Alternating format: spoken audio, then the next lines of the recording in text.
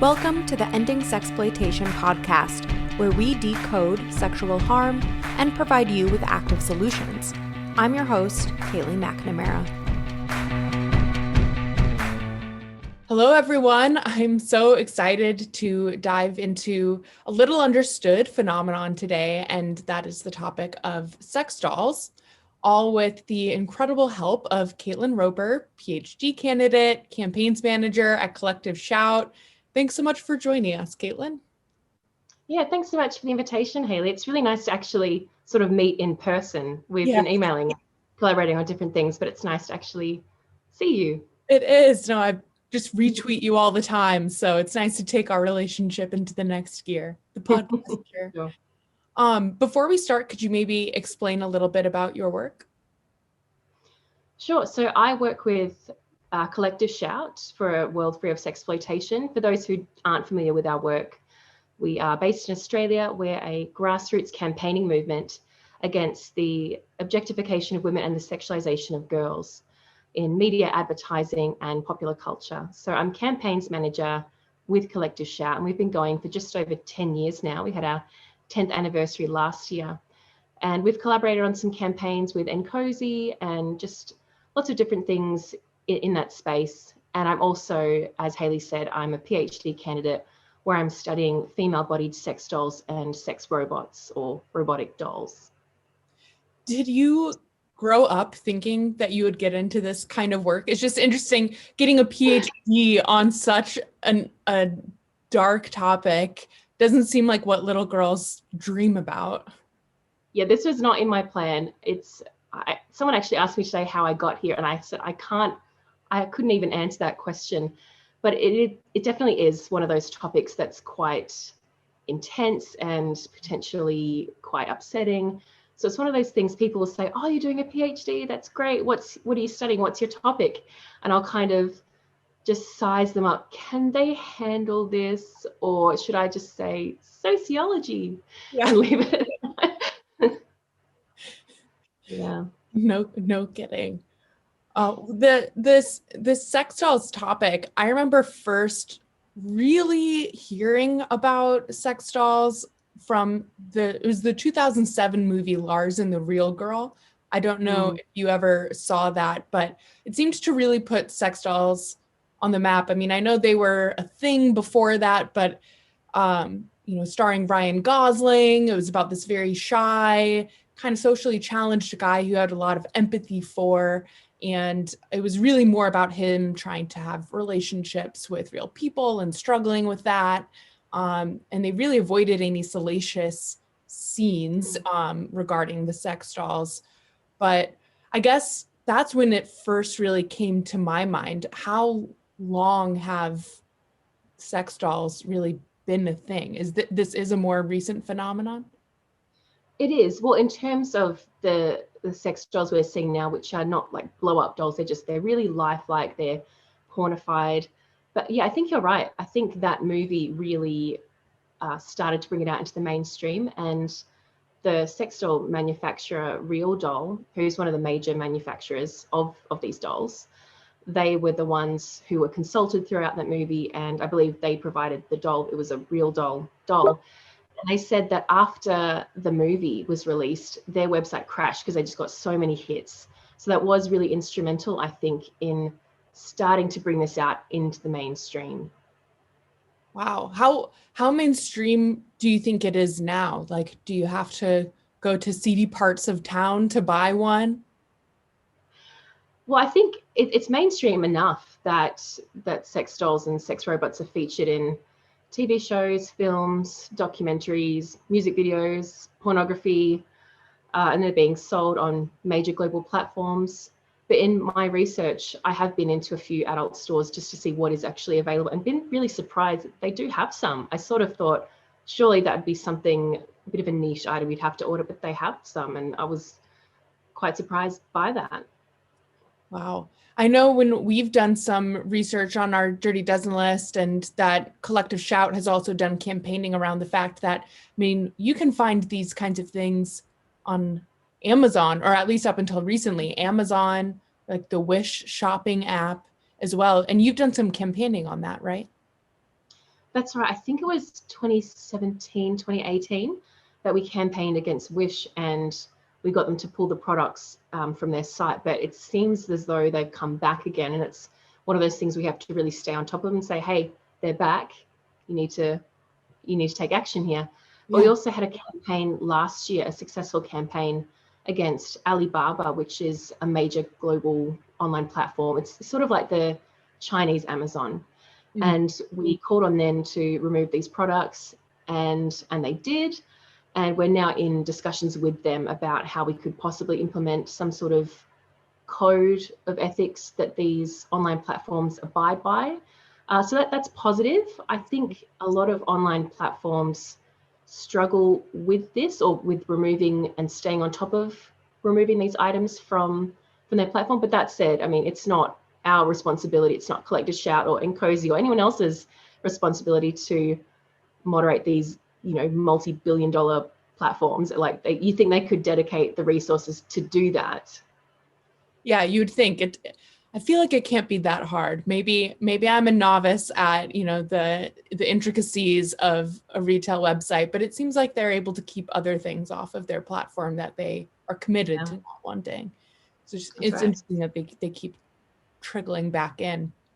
When I think about sex dolls, a few kind of arguments for why sex dolls could be good come to mind, and I think come to most people's minds. And one of those questions is, well, what about really lonely people, maybe really elderly, or maybe even disabled, who are looking for some kind of companionship? I know there was a story recently about a 71-year-old retiree who was a Vietnam War veteran.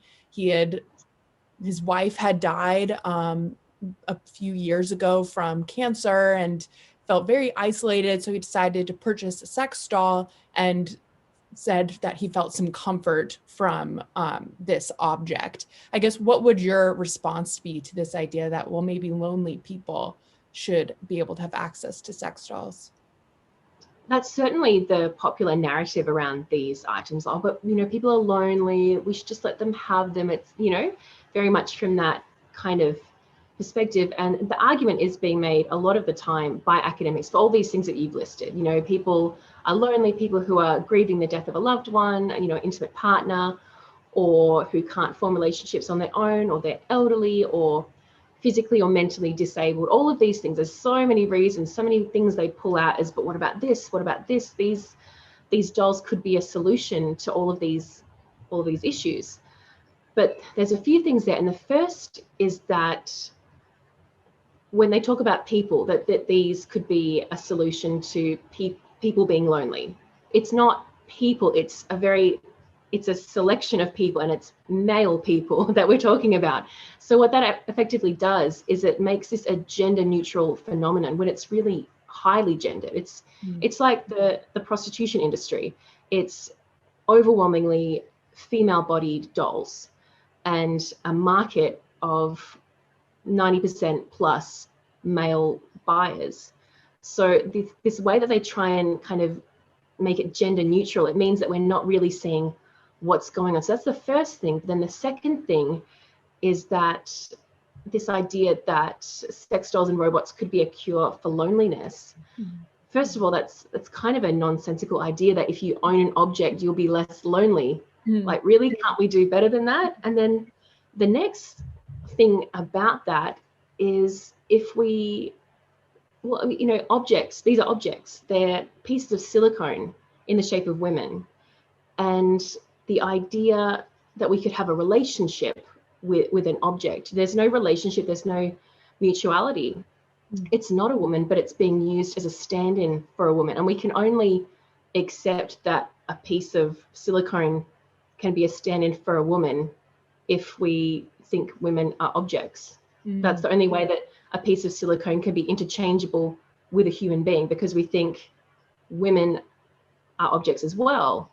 So it's this idea that we'll fix loneliness by allowing men to own objects, which are women, and that women are still property to be owned. So there's so many things in here, but the logic just doesn't really stack up. And the premise of all of it is that women are objects or are interchangeable with objects. And we've really got to challenge that, I think. I absolutely agree with that. And I had never really pieced together, in my gut, understood that sex dolls, it's very objectifying to women. It's making it interchangeable with women as an object. But even just the idea that you mentioned of you buy this product and you won't be lonely. I mean, if we were talking about a car or a football or something, people would immediately recognize that that is nonsensical. So, but really flawed connection. Mm. What about the idea that's a little bit more edgy? And that's the idea that maybe these sex dolls could be therapeutic for pedophiles, particularly childlike sex dolls.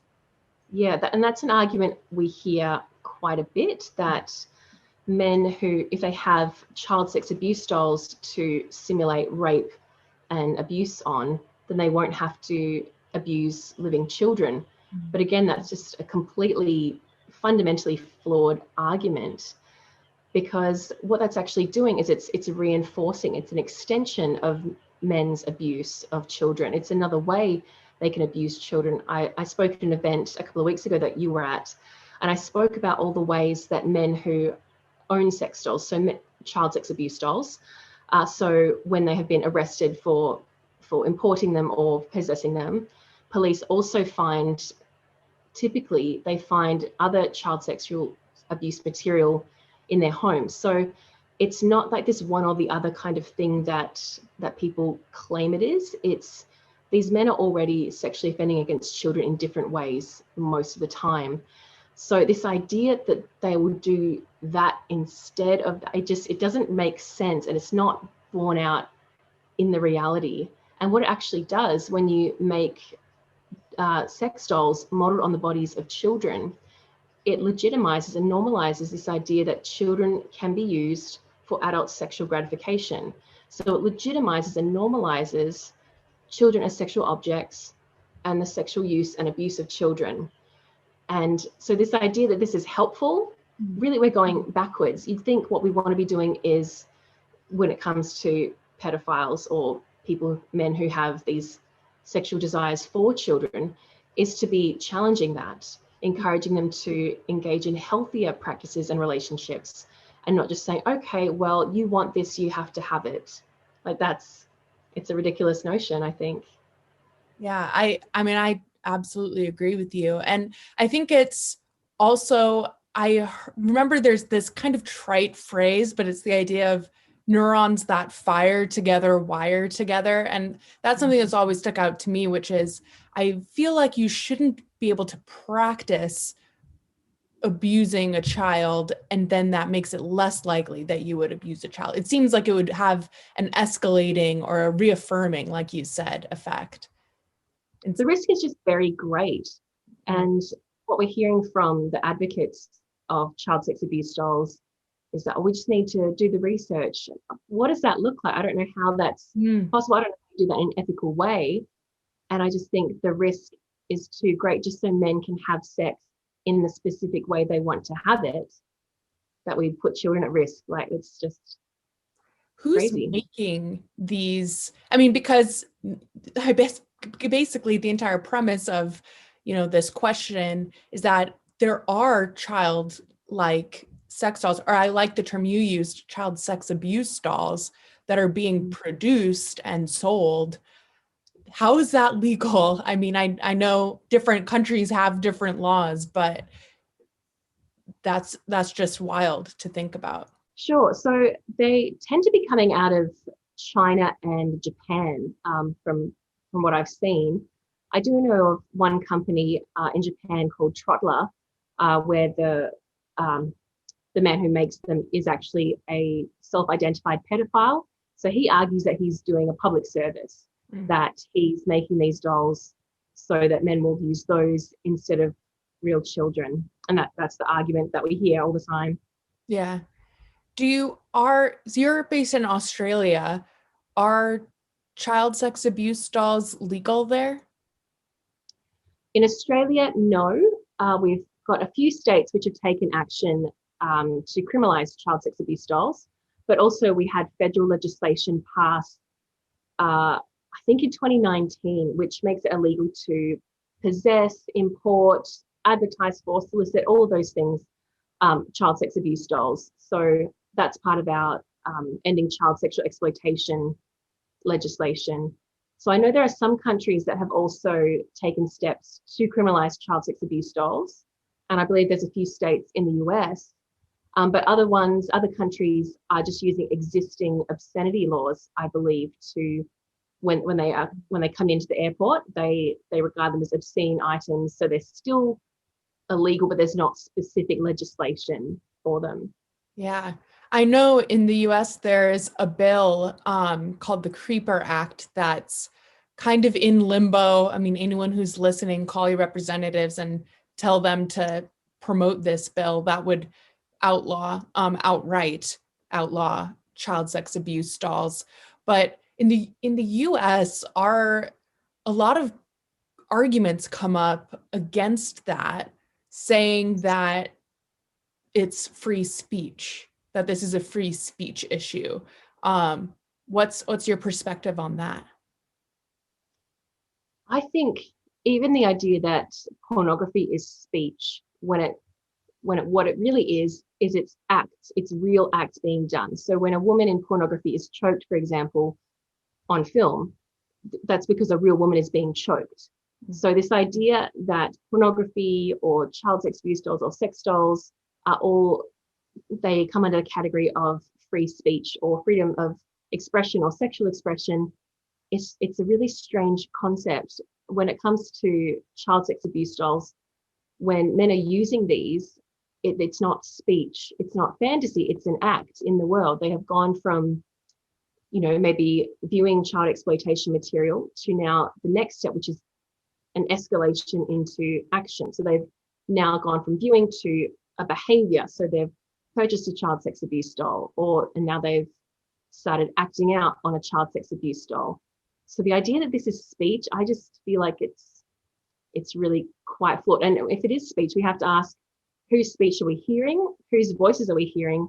Whose voices are we not hearing? Are we hearing the speech of children who are being abused and children who have been abused in new ways through the use of these dolls? We know of cases where perpetrators, men who are found in possession of child sex abuse dolls, have been found with dolls with the faces of, like, the photos of children, real children, stapled on the doll's face. And cases where dolls have been modeled on living children, or where doll manufacturers have offered to customize dolls based on living children. So are we hearing from these children? Like, whose voices are we hearing in this, if this is speech? So we really have to ask whose rights are being protected, rights in inverted commas, and whose rights are being violated and denied, and who is being silenced. And I think surely the rights of children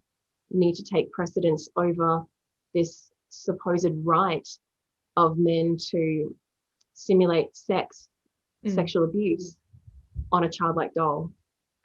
Yeah, absolutely. Do you think that sex dolls are, and we touched on this a little bit, but I'd love if you could expand on it. Do you think that they're only harmful when they're based on the image of children, when they're childlike, or are they inherently harmful? I think they're inherently harmful. I think, as I've said, they're mostly modeled on the bodies of women and girls. So, and this is happening in a context where women and girls are already being objectified, where this view that women are property exists, that they're objects and to be owned. These views are still prevalent. So the idea that we want to continue this or extend this into sex dolls, it's incredibly unhelpful. So what are these dolls doing? They are allowing men to just have this complete sexual freedom to enact any kinds of sexual or sexually violent acts on these replica women and children. So it's not challenging men's sexual entitlement in any way. It's giving them free reign, and it's reinforcing this idea that women are sexual objects, that we're objects, that we exist for men's sexual use. And that's what we're for, that's all we are. And reinforcing, excuse me, women's subordinate status. And again, we've got to look at the wider context, which is a culture where women are already subjected to male violence and rape and sexual abuse and excuse me, harmed in prostitution and pornography. So women are already being harmed from being treated like objects. And the idea that we would want to extend that or find a new way to play out these same dynamics, it's really undermining our efforts to fight for gender equality and women's rights and women's basic humanity, things that are still lacking. Yeah, and I also think, the idea that people can pick the eye color, pick the hair color, pick the size of different body parts is just a good illustration of showing it's just icky to me. I'm not a very unbiased person talking to you about this, but it really does, I think, just enforce that sexual objectification and encourage that same sexual entitlement. Do you have concern about these sex robots that are getting even more lifelike? I feel like every few years at a major pornography convention, there comes a lot of headlines about the latest robot that can talk to you or simulate more real life actions. What do you have any thoughts on that? I do think in part that's just a lot of PR. The reality is we don't really have sex robots. We have robotic dolls. So we have dolls where you have the doll body and then you can have a robotic head and it can do a few things. It can kind of move its mouth and blink and things like that. And you pair it with your smartphone or something like that. So you get some degree of interaction, but like they can't stand up unassisted. They can't walk around. So this idea that we have sex robots, and that, in this many years we can be marrying them or having relationships with them, and they'll replace women in that sense. I mean, it's this really futuristic kind of idea of sex robots that just doesn't exist. And I think that's really, we're not there. We're really not there. We're very far away from that. I don't know if we'll ever be at that.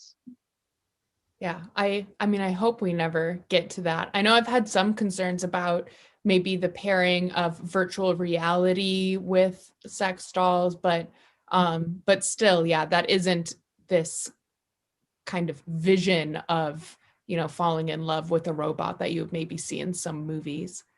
What about how you see sex dolls intersecting? Do you see sex dolls intersect with other aspects of the sex trade? I know you've kind of mentioned pornography, what about, I know there's some, even actually in England where I'm living now, I think there was a sex doll brothel that popped up before COVID.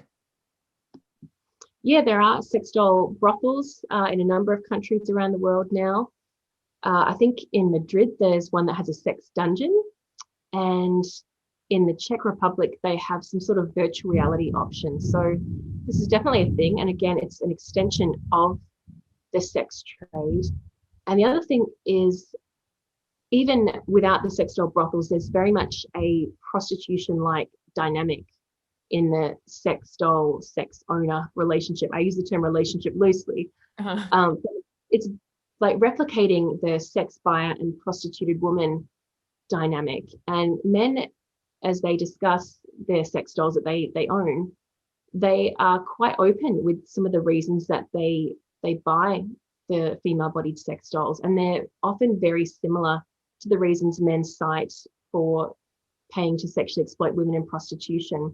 So if they say things like, well, they'll make the point that they like that they're always sexually available, that they allow men to have sex whenever and however they want, that they're calling all the shots. They don't have to work around anyone else or consider anyone else's feelings or needs or humiliation or pain. They like the compliance. They like the variety and the lack of drama, and even the fantasy or illusion of being desired, which they some of them convince themselves that their dolls are into it, which is a whole other discussion. Yeah. but yeah, so there very much is a connection, I think, with the sex trade on this. That's so telling, hearing the reasons why sex doll owners themselves say that they're interested in that kind of reaction. Because I think if people hear those reasons, they automatically understand why it's harmful to society to be promoting or normalizing that kind of thing. My last question for you is, do you have any actions that you'd recommend people take who maybe want to push back against the sex doll phenomenon? Anything that you would recommend people could do? Well, that's a great question, because I was just thinking this is something that NCOSY and Collective Shout need to sit down and have a conversation about. Yeah, we do. Definitely. One of the things that has been effective that Collective Shout has done has been going to the platforms and challenging the platforms. This is particularly useful when it comes to child sex abuse dolls, because I think there's generally an understanding that these products are pretty horrific and not really defensible. If you go to these different platforms and say, is this in line with your corporate values and ethics, then it's generally not going to be. The more challenging case is when it comes to the so-called adult sex dolls. So sex dolls and robots that are modeled on the bodies of adult women. Because I think a lot of people just say, oh, well, that's fine. It's the same sort of comparison between pornography and child sexual abuse material, or so-called child pornography, whatever we call it. People say, oh, that's really bad when it happens to children. That's obviously a terrible abuse, and that we should not have that. We should be ending that. But then when it comes to pornography where adults are featured, they sort of say, oh, well, that's fine. It's a free choice now, as if, once a child, a girl becomes 18, now she's not exploited anymore. So I think those attitudes are still quite persistent with a lot of people, and they sort of think, oh, I wouldn't want a sex doll. I think that's a bit weird, but whatever, let other people do whatever they want, without any real understanding of how this impacts on women and girls. Yeah, but I would love to talk with you about this more. Good. Well, everyone stay tuned. Maybe more actions will be coming out. I know it's something that we, along with Collective Shout, think is so important to be addressing. So thank you so much, Caitlin, for taking the time to talk with us. And where can people follow you on Twitter, or where else can they find you? That's right. I'm on Twitter at Caitlin_Roper, and I'm on Instagram at It's Caitlin Roper. So if you're interested in these issues, feel free to follow me there. I do tend to be a bit vocal about them. Good. We need more people being vocal like you. Wonderful. Thank you so much, Caitlin. Thank you for having me.